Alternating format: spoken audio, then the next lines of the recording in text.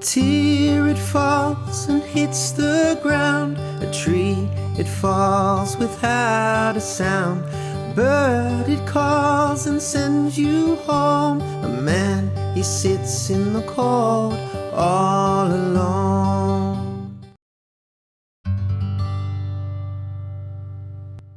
Hi, welcome to The Joy of Sunflowers. You're about to watch a video with Lauren Johnson. She is going to be talking about her lost journey as well as her faith and oils and how she uses essential oils with her family. I hope you enjoy the video. Hi, I am Lauren Johnson, and Ella asked me to talk to you about my miscarriage, the grief that I experienced, and how I worked through that grief using oils and prayer. So, a little bit about me first.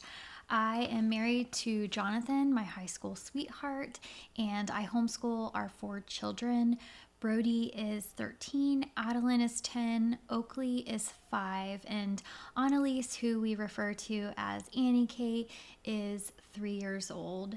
So I always said that I only wanted 2 kids.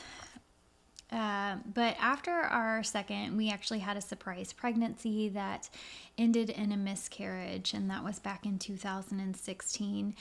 And that experience really opened my heart to thinking, you know what, I'm not sure that I am actually done having children yet, but we really were just kind of back and forth. We weren't sure what we wanted, and so ultimately we decided that, you know what, we're just going to give this up to the Lord. We're going to stop preventing any further pregnancy and just see what God has in store for us and what He has planned for us. And so then Oakley came along not too long after that miscarriage, but he was 5 years younger than Adeline, my second. And so I knew from there that I definitely wanted one more baby and was hopeful that the Lord would provide us with one more baby for him. I am the youngest of 3, and I am 7 and 11 years younger than my older brothers. And so I really grew up feeling like an only child, and I just didn't want that for Oakley. And so we really just wanted him to be able to have, a sibling friend. And so thankfully, Annie Kate was then born 21 months later. So at that point, we thought for sure we're at our limit. We have 4. That's, 4 and no more became our motto. It used to be 2 and we're through, but then it became 4 and no more. And I just really at that point felt a peace that, our family is for sure complete and done. I never really fully felt that peace after Adeline, even though, we kept saying that was it or done. I never really felt that same peace that I felt after Annie Kate came along. I really truly felt like, okay, we're good. Our family is complete. This is it. This is how we're moving forward.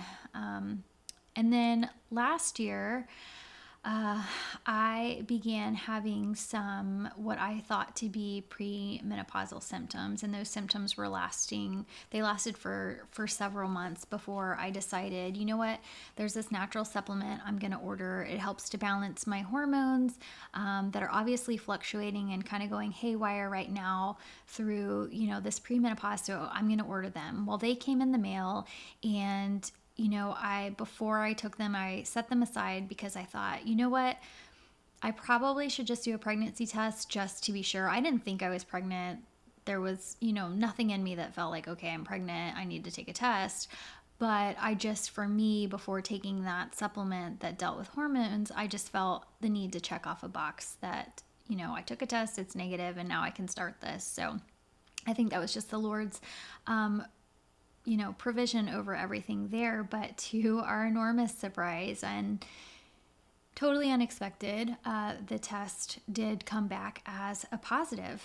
So we were shocked, to say the least. As I said before, we originally thought we were done at 2, and then for sure we thought we were done at 4. We thought we were done. We were preventing again from having any further pregnancies, and then here we found ourselves facing a pregnancy and the newborn phase again at just a few months before turning 40 years old. And so the range of emotions that I felt I'm really not proud of, but I'm here to share them with you because, the truth of it is we often feel these, and maybe you can relate to this a little bit as well. But, I felt anger. I was sad. I was depressed. I felt shame. And I felt overwhelmed. I felt so many emotions, and then I felt guilty for feeling all of those emotions. We were really close to and are really close to a lot of people who either have struggled with infertility in the past or are still struggling with it today. And so I just felt really guilty for having emotions over this when, I've had 4 children, and to feel that way about a pregnancy just felt really wrong to me. So I felt guilty over that.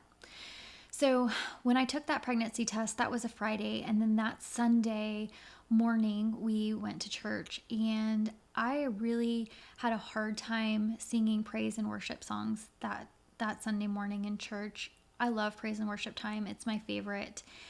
But that Sunday I really, really struggled through it. I was having a really hard time praising God in that moment, and really struggling to get the words out of my mouth as the songs were playing. I just really was overcome with grief and just so many tears, and I wanted so badly to just run out of that building and get in the car and wait for my family in the car until they were done with church. I hate to admit that my heart was that heavy and that angry over a pregnancy. I know there's probably many of you here watching that don't have a child, and so please hear my heart. These are just the raw emotions that I had, and I hope that you'll forgive me for that if you are struggling to get pregnant. But I was just really struggling at that point. I was struggling with my faith with God. He called me in 2013 to begin working with survivors of sex trafficking, and I began that, in 2013 when he called me to it. And then by 2015, I began a nonprofit that I still run today that supports survivors of sex trafficking. So alongside of that, and homeschooling my children, and, doing the typical mom things, and running a small business, and, my husband runs his own small business. I just was overwhelmed. And what I felt was that every time, I was beginning to come up for air, like the kids were getting a little bit older, and things were maybe getting a little bit easier, I felt like every time I came up for air that the Lord just tossed me another baby. And I hate saying that because I know that sounds terrible, but it's just truly how I felt. And I couldn't understand how I was supposed to do all the things that he was giving me to do. And so I struggled and I grappled with those emotions for a while. But then ultimately one day I decided that I needed to just instruct my heart on how it needed to feel. And I told Jonathan from that point on that I was not going to speak negatively about the pregnancy anymore, but instead I was going to make the best of it, and I was going to, trust God and how he was writing our story. Even when it felt too heavy, I just was going to lean into this is what he has for us, and I trust him. And so that was a really huge turning point for me. So that following Thursday, after that Sunday in church, I went to see my midwife again, had an appointment with the ultrasound tech, and she found the yolk sac right away, and she began doing the measurements. And then I'm looking at the monitor and I say, wait, is that another sac that I'm seeing? And she said, yeah, that's what I'm trying to look at right now. I'm trying to figure all that out and investigate it further. And she spent a lot of time trying to get some clarity of, what she was seeing, and finding the things that she needed to find. But ultimately she decided that I needed to come back the following week, that it was just really too early to see the things that she needed to see, because I was only what she predicted to be 6 weeks. And so I left and I scheduled that ultrasound for the following Thursday to see if it was in fact twins.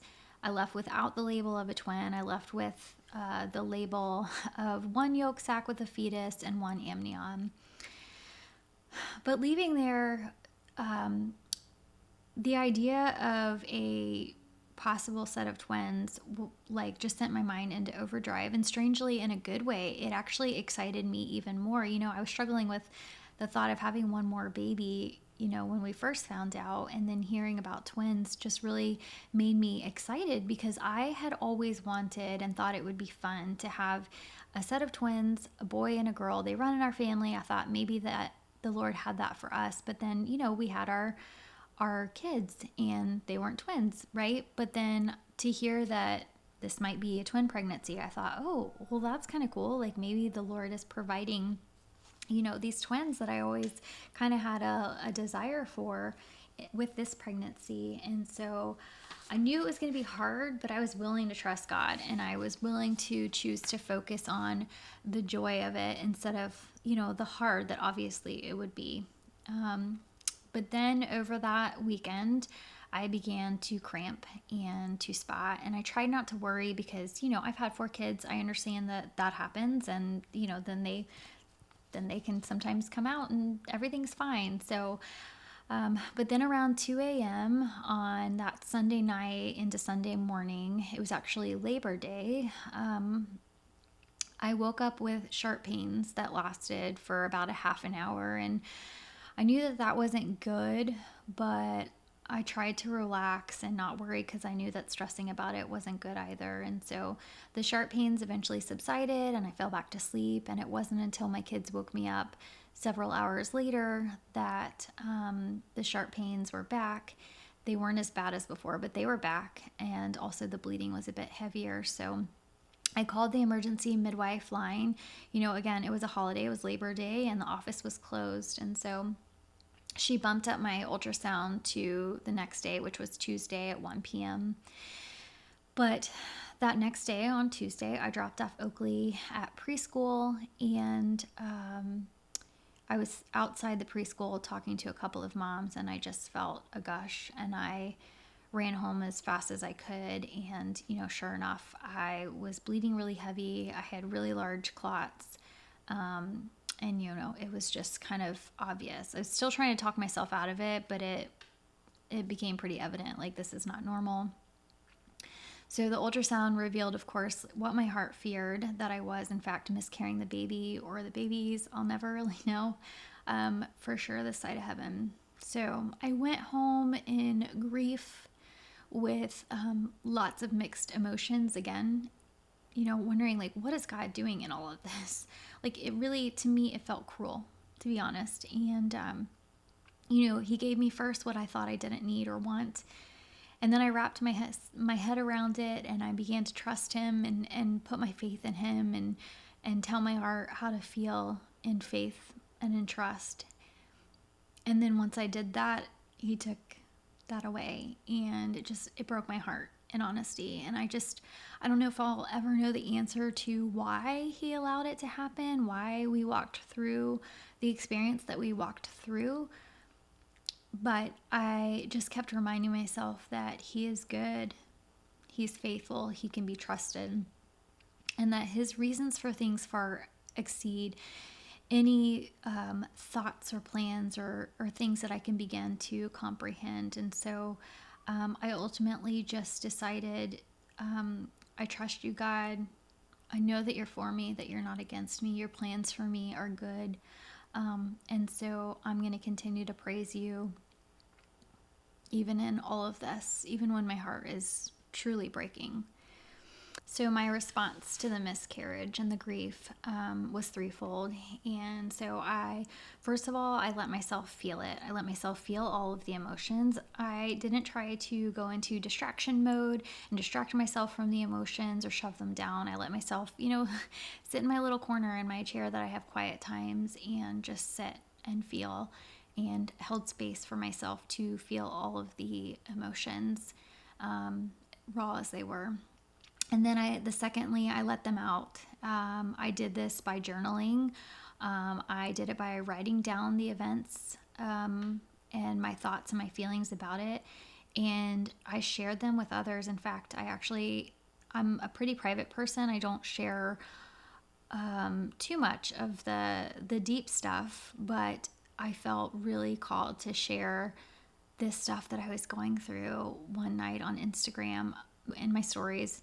I shared it, but mainly because that weekend we were leaving for a trip to celebrate my two girls' birthdays. They both have a birthday in September.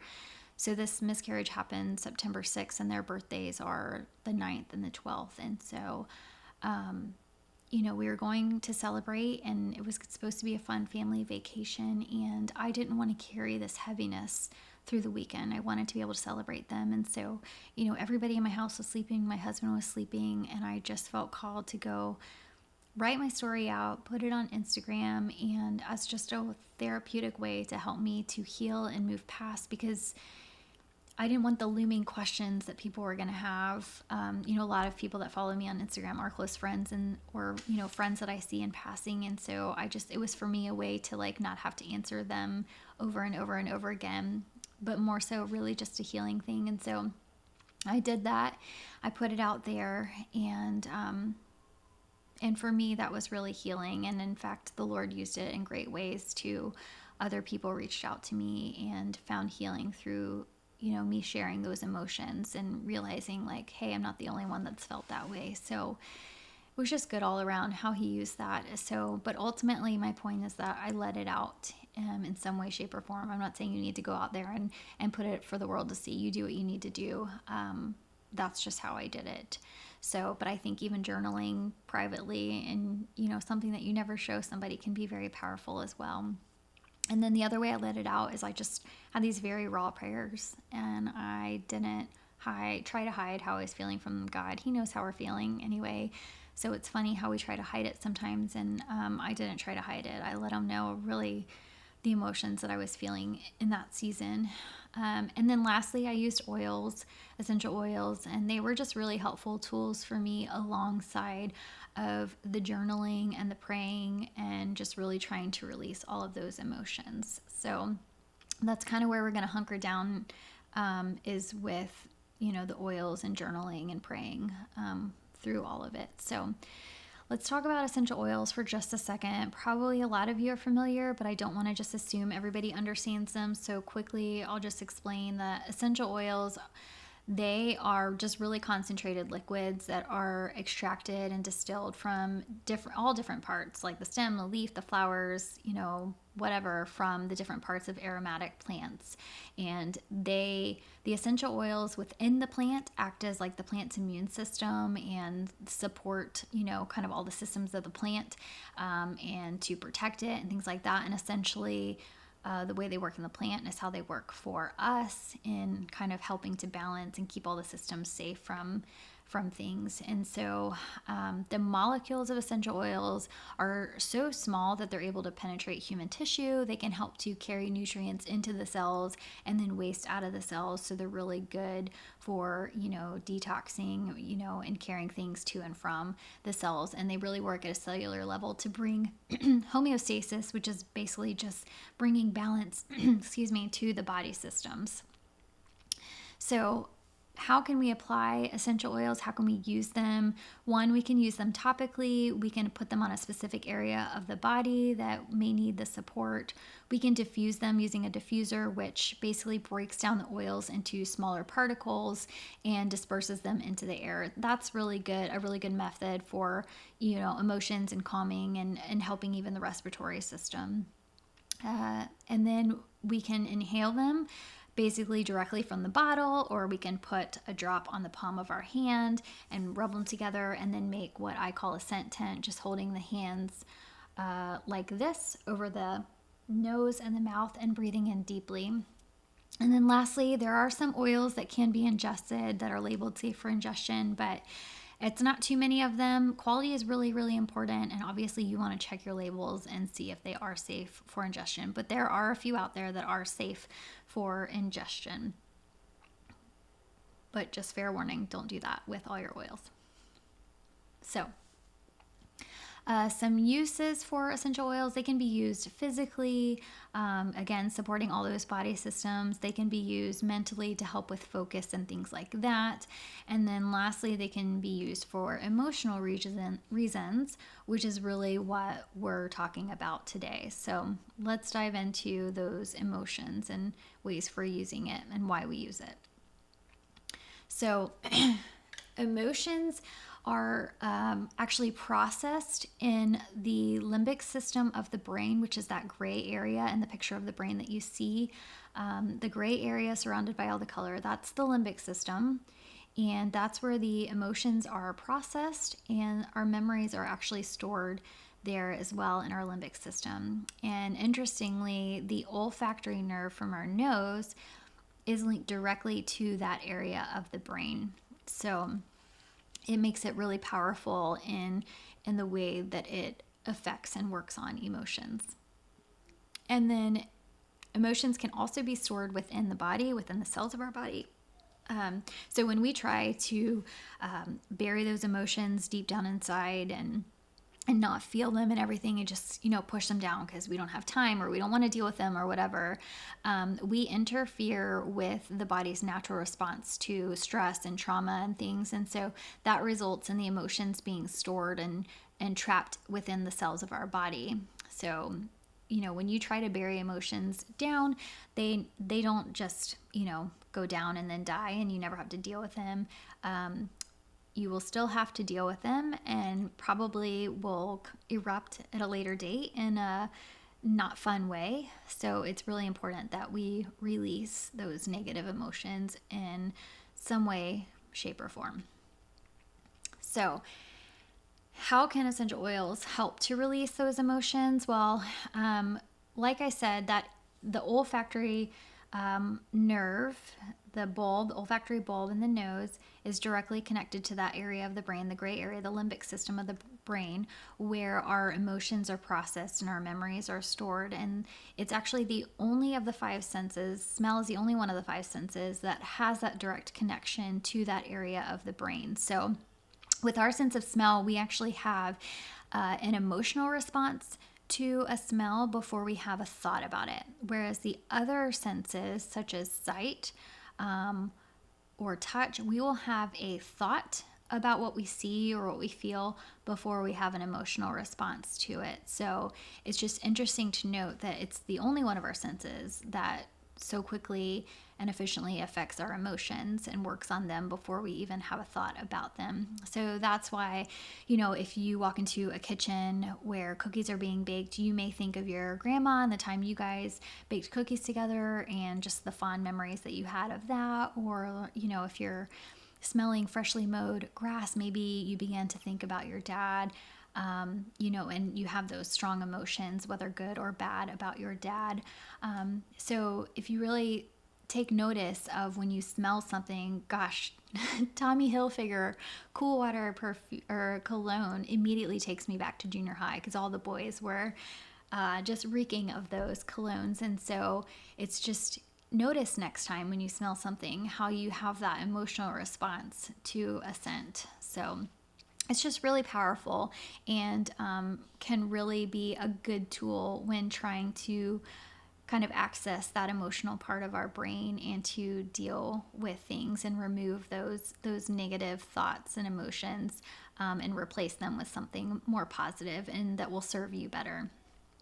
So specifically, let's talk about grief, because that's what we experience with miscarriage. Grief is just the response to a loss. Obviously, miscarriage is a loss. And so grief is our response to that loss. Now, I will note that grief isn't just in response to a loss of a person. It can be a loss of a job or something, or even just how you thought the future was going to go and it didn't turn out that way. Just kind of a loss of any sort really can evoke grief. But overall, grief is just a single word that actually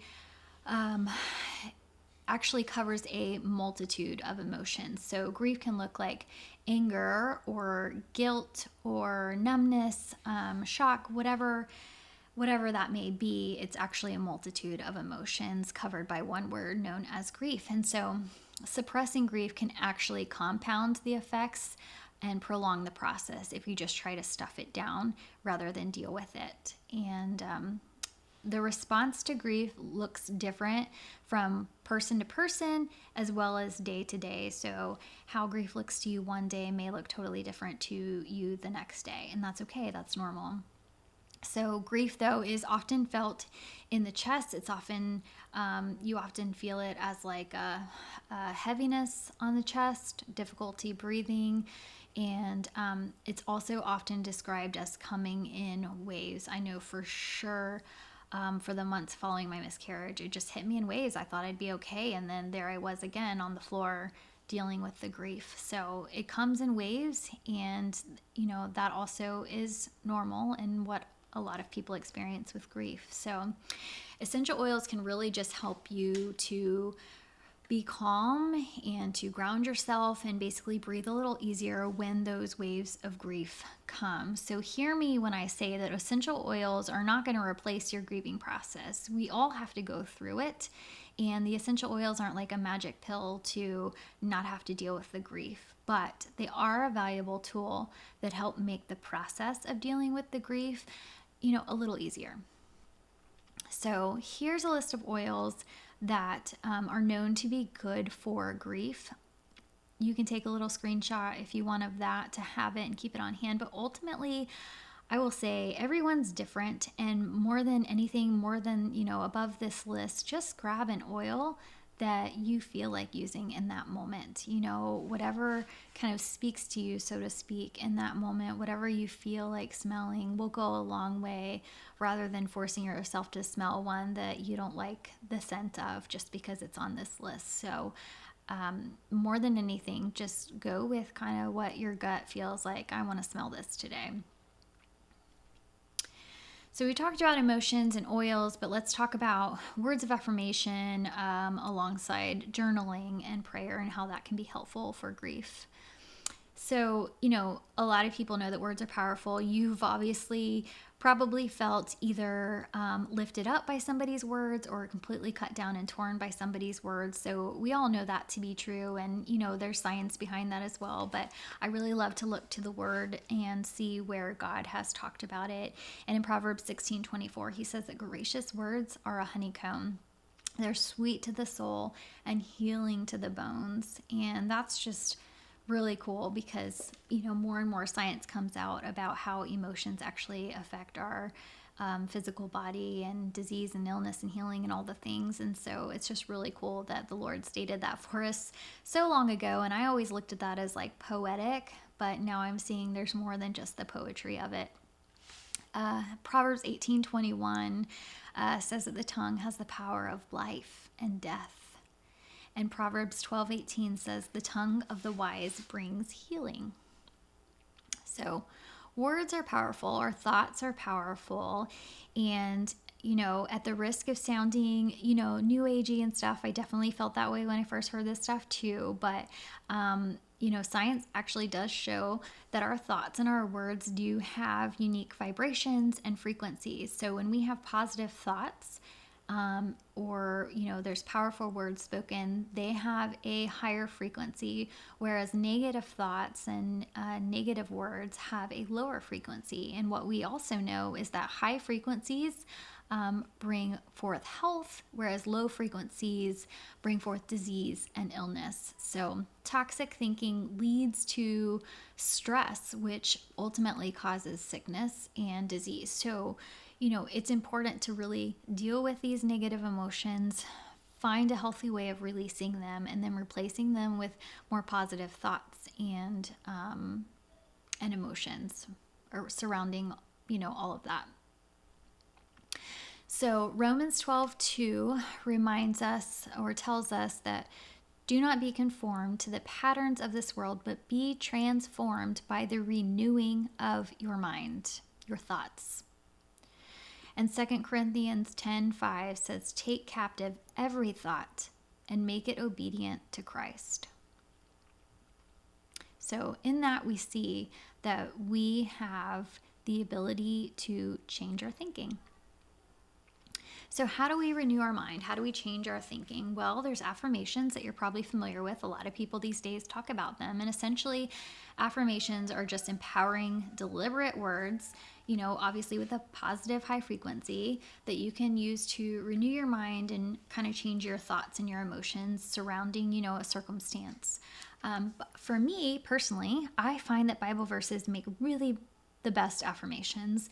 And when we speak God's words of truth over ourselves and our others, I just find it to be, for me, far more powerful than, kind of an affirmation that I make up over myself, right? Because then for me, I get in the back of my mind of like, well, is it true? But if I'm speaking God's truth, I know it to be true. I trust. My faith leads me to trust in that truth. And so I find them to be really powerful. So King David and Job are really, really great examples of this emotional release process. So they named their emotions. They were real and they were authentic, talking with their friends, talking with God about what their situation and how they were feeling about it, as ugly as it looked. So they expressed their negative thoughts, and they did that before replacing them with the truth. And ultimately remembering that all that God had done for them, and then they were praising him for who he is, essentially. So they took that negativity and ultimately turned it around to positive thinking instead. So I would just encourage you to be real with God and not to be scared of the raw emotions and expressing those with the Lord. Like I said, I did the same thing. I just very boldly came to him with my emotions and how I felt. And I know for me, it was encouraging to know that he praised Job for being real with him.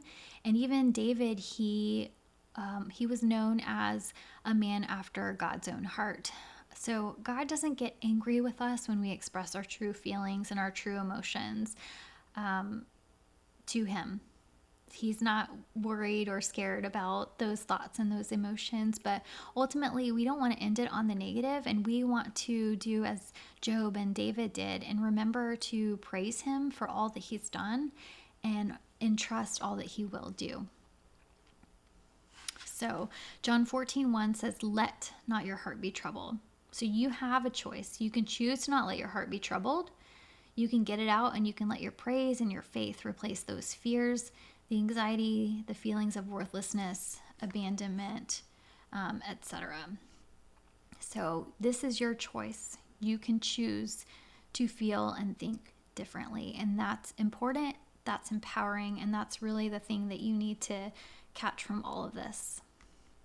So let's just really quickly run through essentially everything that I said and really give the practical application to all that I just went over. So step 1, you have to make a conscious choice. You have to choose to face those feelings and those thoughts. And that can sometimes be scary. We don't want to necessarily go through and rehash everything and feel it.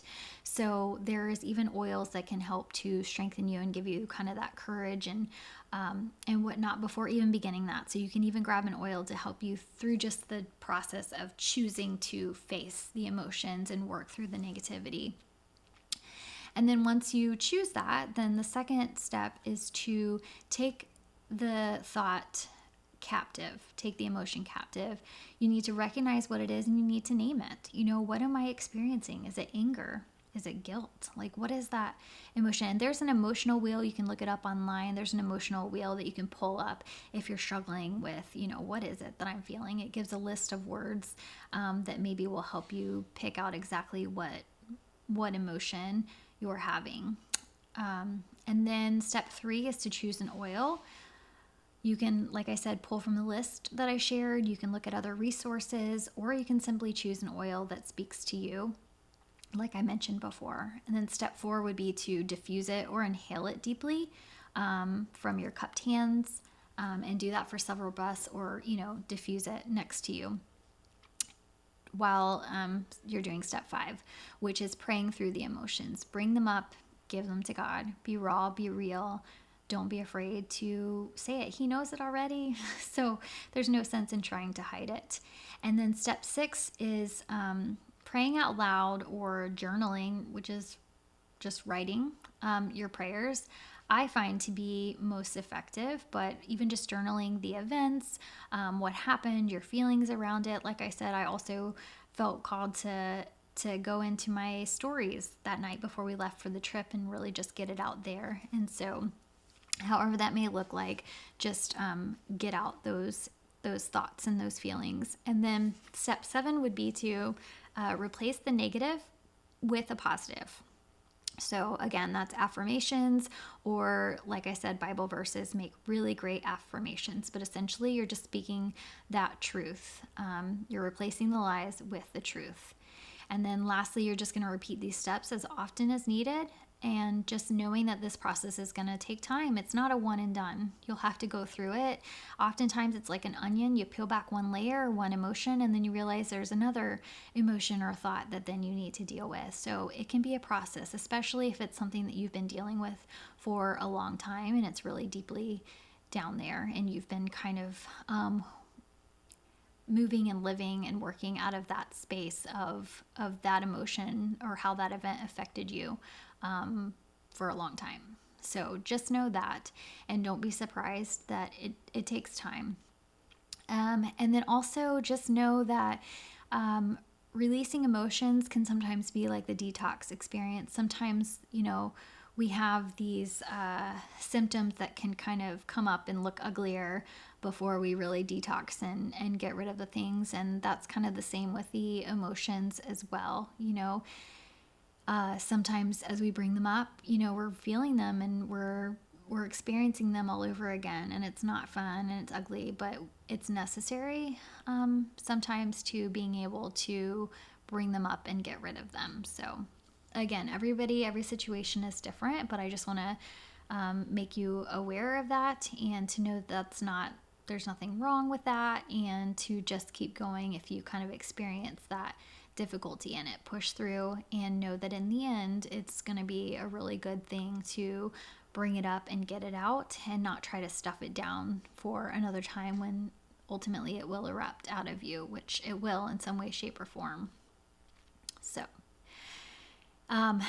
that's a lot of steps, right? And the easiest way to remember it all is just inhale truth, exhale lies. So you are getting rid of the negativity, the negative thoughts, the negative emotions, and you are replacing them with truth. So I hope that all of this was helpful to you. But if you have any questions or just want to chat or, want to be able to get oils for yourself or want to reach out for anything, you can find me on Instagram at Lauren_rootandgather, or you can email me at laurenjohnsondpt@gmail.com. But I appreciate you guys for listening today and hope that this was helpful, and I'm just praying for each of you as you move through your own grief and all the emotions surrounding it using these steps. So hope you have a great time for the rest of the event and learn lots of things through all these great speakers here today. Please note that all speakers, including experts and professionals, express information, views, and opinions that should not be used to diagnose, treat, cure, or prevent any medical conditions. If you have a medical issue, please consult a qualified professional. Speakers voice their own views, opinions, and conclusions, and they may not reflect the views, opinions, and conclusions of other speakers. Ella Rose, The Joy of Sunflowers, and its sponsors may not endorse all or any of the views, opinions, or conclusions expressed.